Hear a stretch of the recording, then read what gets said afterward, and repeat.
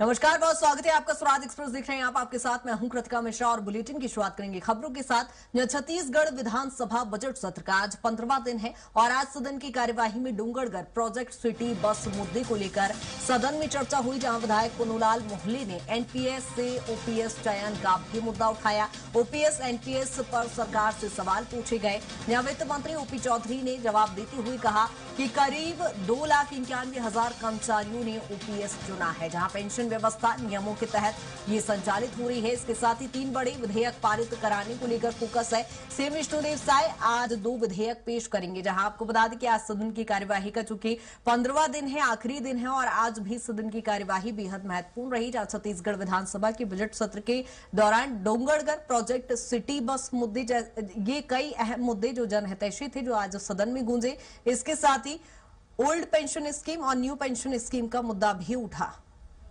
के लिए सभापति महोदय, एक जो प्रथम सबसे ज्यादा जो बहुचर्चित हजार्डस मेटल है, वो इस प्रकार के टोटल निकलते हैं हजार्डस मेटल सभापति महोदय। ये केमिकल नाम है अलग अलग, तो इसकी जानकारी मैं उपलब्ध करा दूंगा। कैथोड रेसिड्यू है, वो भी है, तो 4 प्रकार के टोटल हैं। CTSDF है सभापति महोदय, common treatment storage and disposal facility.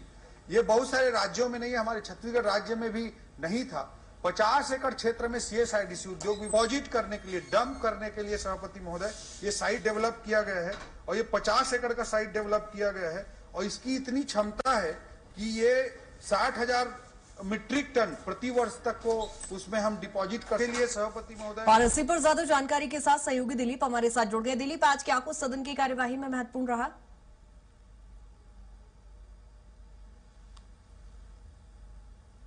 सदन में मुख्य रूप से प्रश्नकाल में जो उद्योगों का मामला उठा, उद्योगों से निकलने वाले खतरनाक कचरे यानी अपशिष्ट को लेकर सवाल उठाया गया था। नेता प्रतिपक्ष डॉक्टर चरणदास महंत ने इसको लेकर सवाल उठाए थे। तो इसमें पर्यावरण मंत्री ओपी चौधरी ने बताया था कि पूरे प्रदेश में 665 ऐसे उद्योगों को चिन्हांकित किया गया है, और इसकी मॉनिटरिंग भी की जा रही है, और इनमें से बहुत सारे जो उद्योग है वहां पर एनिमेशन सिस्टम लगाया गया है, मॉनिटरिंग सिस्टम, ताकि किसी तरह के भी अपशिष्ट से निपटारा पाया जा सके। और उन्होंने बताया कि 19 ऐसे जो उद्योग है जहां पर ऑनलाइन मॉनिटरिंग के माध्यम से यहां पर जो अपशिष्ट निकल रहे हैं उसका मॉनिटरिंग किया जा रहा है, ताकि उस पर नियंत्रित किया जा सके। इसके अलावा अलग अलग जो कंपनियां हैं, जिसमें खास करके 163 ऐसे जो उद्योग हैं जहां से जो अपशिष्ट गैस निकलते हैं, खतरनाक गैस, उसको लेकर भी मॉनिटरिंग की जा रही है। उसके लिए ऑनलाइन एनिमेशन मॉनिटरिंग सिस्टम लगाई गई है।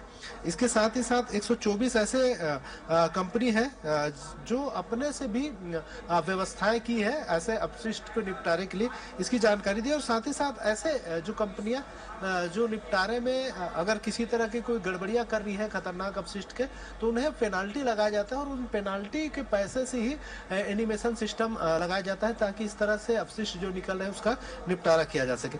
इसके अलावा मुख्य रूप से ओल्ड पेंशन और न्यू पेंशन स्कीम को लेकर भी एक मामला संसद में आया था, सदन में आया था।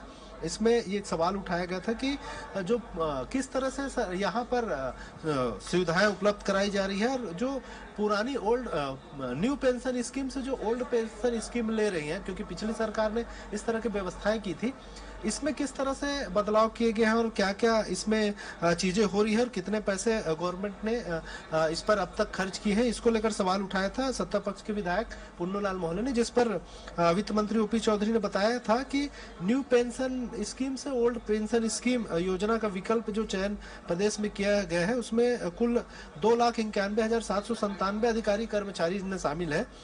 और इसमें सिविल सेवा पेंशन के तहत इनके प्रावधानों के तहत अब तक 1,068 करोड़ रुपए की राशि जमा की गई है।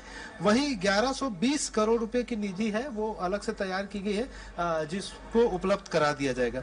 इसके अलावा मुख्य रूप से आज जो शून्यकाल के बाद जो स्थितियां उत्पन्न हुई, उसके बाद फिर जो चर्चा हुआ, अलग अलग विधियों को संशोधन विधेयक पेश किए जा रहे हैं, जिस पर चर्चा का दौर चल रहा है। इसी कड़ी में आज वित्त मंत्री ओपी चौधरी ने छत्तीसगढ़ उपकर संशोधन विधेयक 2026 सदन के पटल पर रखा, और इस विधेयक पर दोनों पक्ष की ओर से चर्चा की गई। इसमें इस विधेयक में मुख्य रूप से यह था कि पिछली सरकार ने जो युवा मितान क्लब योजना जो शुरू की थी, उसके तहत पूरे प्रदेश भर में 13,000 से से अधिक युवा मितान क्लब बनाए गए थे।